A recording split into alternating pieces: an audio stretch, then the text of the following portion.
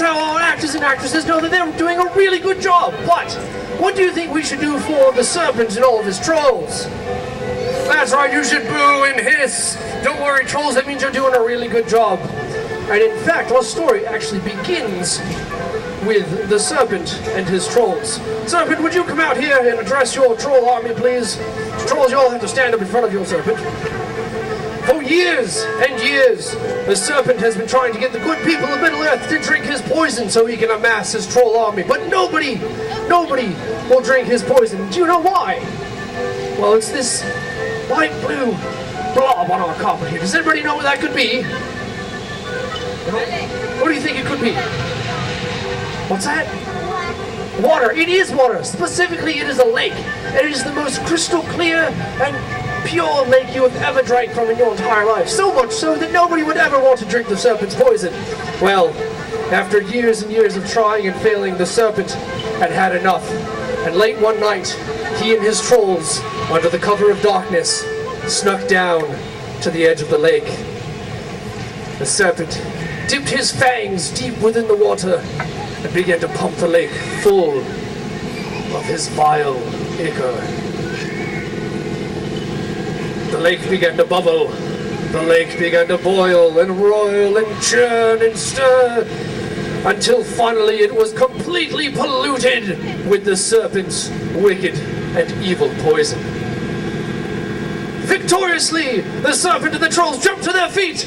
They let out a howl of wicked laughter, and they did a silly dance back to their dungeon. They kicked out their legs, they threw their arms in the air, and they danced all the way back to their dungeon, laughing. Well, the next morning, that lonely villager woke up, and he yawned, and he stretched, and he decided to go down to the lake to have his morning drink of water. You see, this is how the baker was able to bake loaves of bread larger than your head, or even your entire torso. He's got some very large pies right there. Well, he set his pie down, he cupped his hands and stuck it in the water and was just about to take a drink when he stopped and he sniffed it. And he threw the water back and he said, "Yuck! This does not look or taste or smell like the clean water I know it to be. In fact," he knelt down, he smelled it again. "This smells exactly like the serpent's poison. Oh, what to do, what to do? Oh, I know exactly what to do." And he jumped to his feet and he began to make his way through the forest to find good King Rowan and the elven warriors. Now, Mirkwood Forest is a very, very dense forest with lots of roots, so he had to step really, really high over all those tangled roots, and then he had to duck really, really low under those branches and make his way through sticker bushes until finally he found his way to the gates of the Woodland Palace, where he knocked 3 times. And out from the palace gates, as they swung open, came King Rowan and all of his brave elven knights. And the king walked up to the villager and said, "Good villager, what a pleasant surprise, and you brought me a pie today." And the villager said, "Oh, no, I'm sorry, but these are for later on. I have some terrible, terrible news for you, Your Majesty. You see, it seems that the serpent has poisoned our beautiful lake." And when the knights heard that the serpent had poisoned the lake, they raised their swords high in the air and they roared with anger. Roar! Roar! There we go. The king was especially furious.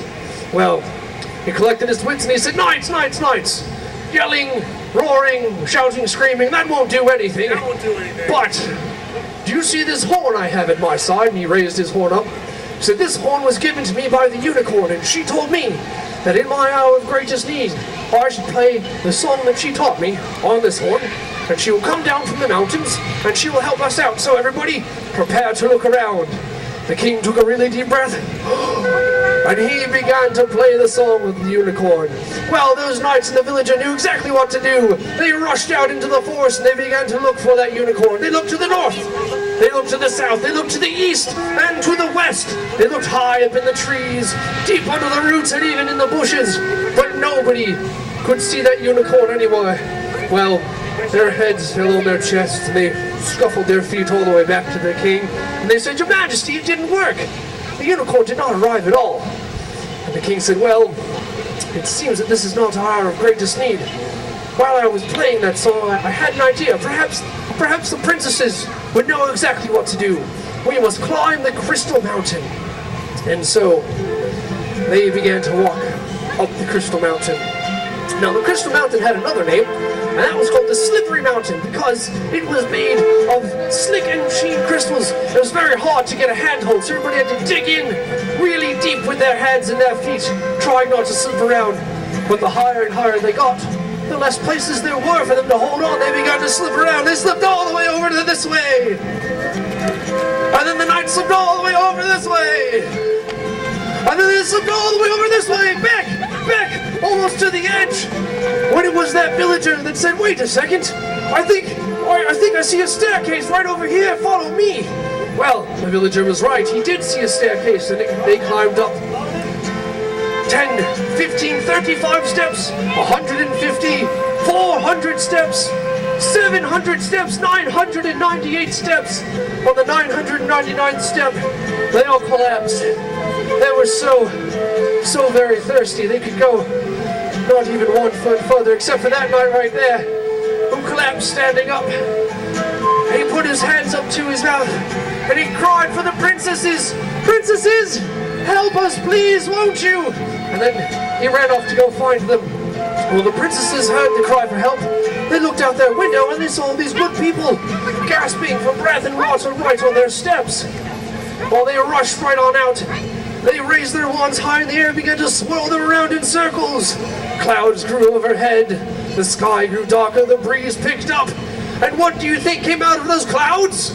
But rain! Rain opened up from the sky. It fell into the mouths of the knights and the villager, and everybody was instantly refreshed. They jumped to their feet and they shouted, "Hooray for the princesses!"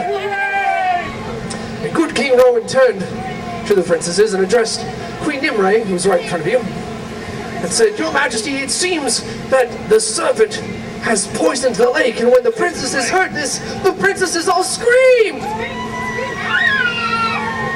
They were especially terrified today. Well, Queen Nimue knew exactly what to do. She said, "Your Majesty, it just so happens that when I was just a little girl, the unicorn taught me a song to whistle.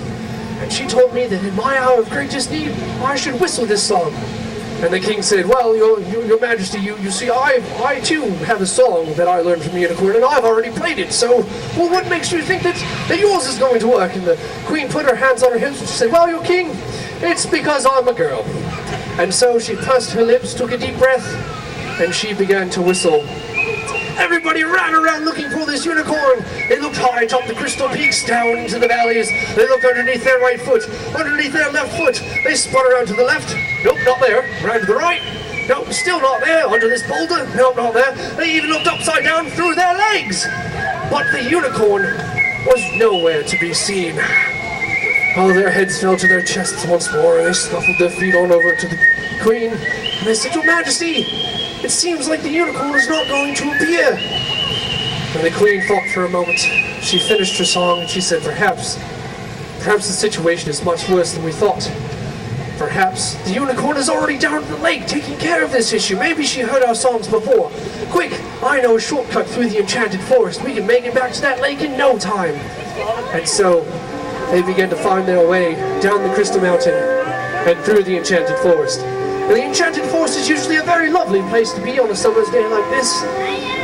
But the enchanted forest grows from the water from that lake. And with that water being poisoned, the trees grew more and more wicked. So wicked, in fact, that they began to drop prickers down on the floor. And whenever anybody stepped on one, they had to jump 6 feet in the air. Oops! Ouch! Eesh. Ooh! Ow! Ooh! Ow! Ooh! Ow! Ow! Ow! Ooh! And they hopped like this, and they were so very tired, but they kept stepping on stickers, and they jumped and hopped and ouch and ooch and each, all the way down, until finally they made it to the edge of the lake. They crawled over to the dark water and peered into it and found that the unicorn had not been there, for the water was still black as the serpent's heart. Well, the serpent was out on his veranda and he was looking down upon the lake and he saw all those creatures assembled there.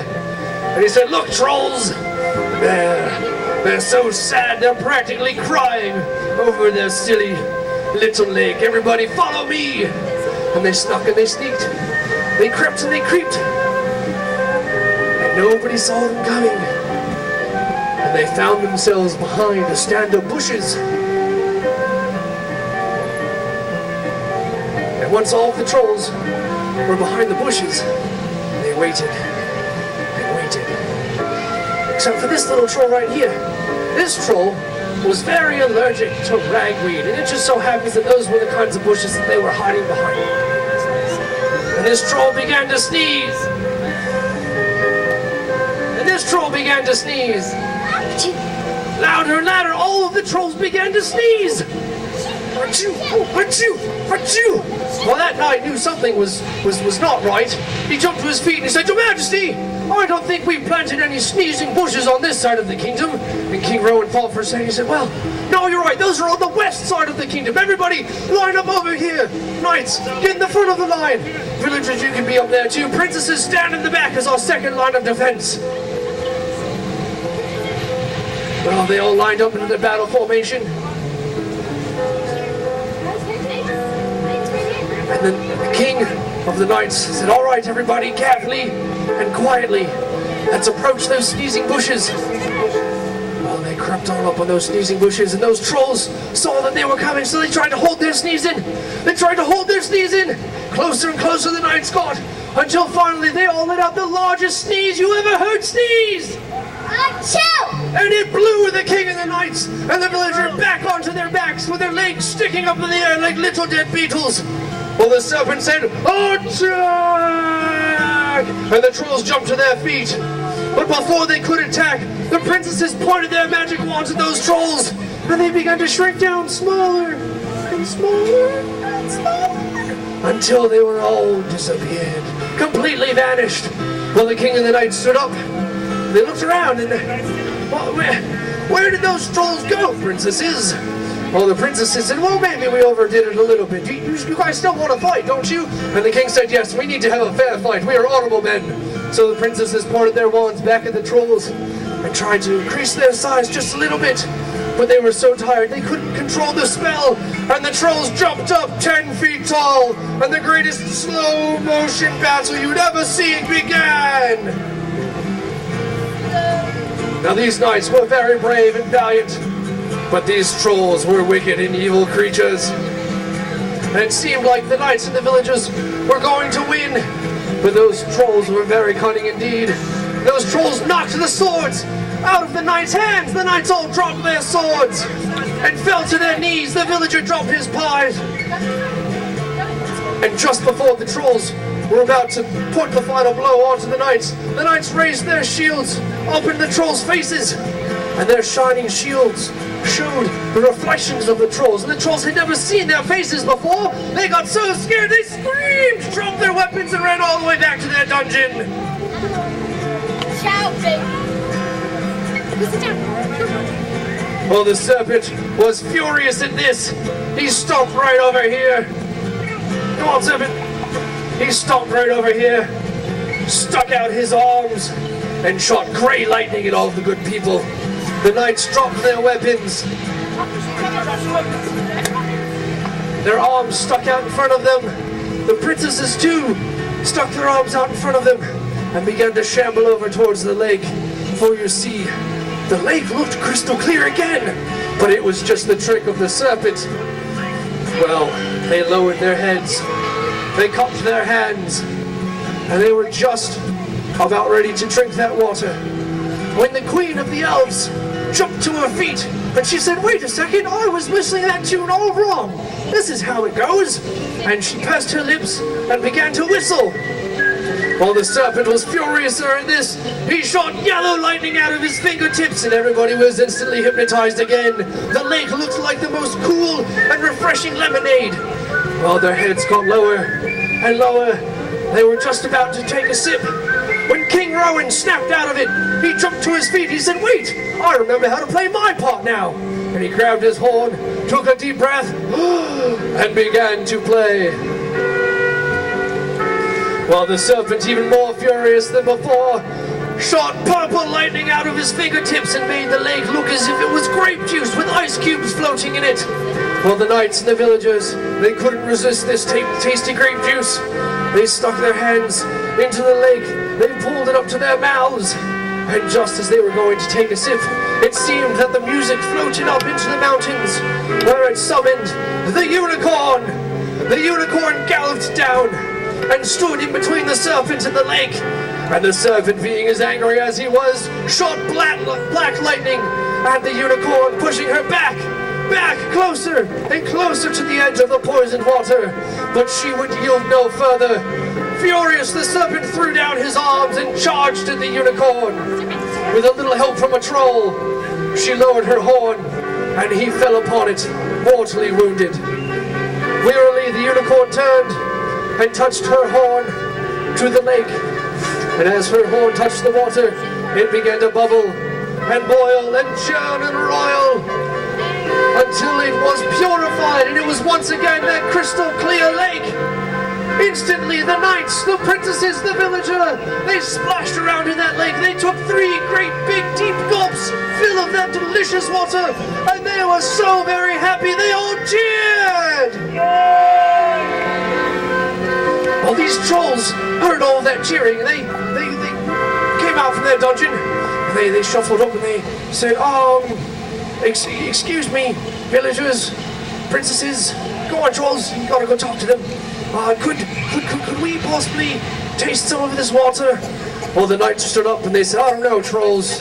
You've been very mean to us. Do you promise not to sword fight us ever again? And the trolls said, well, all right, we won't do that. And the knights said, okay, you may have some water. Well, the trolls walked on over to that lake and took a deep gulp of it. And a very strange thing happened, you see. For as soon as they drank that water, their helmets fell off, their armor peeled away, and it appeared that they were the long-lost villagers. Well, that pie maker stood up and he said, where have you guys been? I've been looking for you forever. And he went over and started giving them all handshakes. And while everybody was happy about that, nobody noticed the serpent slithering towards the lake. He said, if this water can heal my trolls, perhaps it can heal my wounds as well. And he dove face first right into the water. And he splashed around. But instead of poisoning it, his scales melted away, first from his head and then from his back. And when he stood up, ladies and gentlemen, we see this most handsome prince. And everybody cheered. And the serpent was so happy, he started kicking out his feet, throwing his arms in the air, and doing the goofiest serpent dance you've ever seen. While everybody else decided to join him. They were so very happy indeed. The princesses started dancing around. The knights stood up. And even the villager began to dance with his pies. They danced like this for 3 whole weeks, ladies and gentlemen.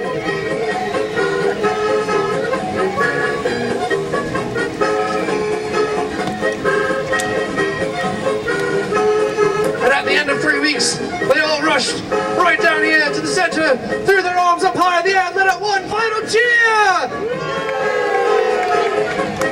And then they turned to face their audience and took a very deep, well-deserved bow to thunderous applause. For that is the end of our story, ladies and gentlemen. Keep bowing, they're still clapping!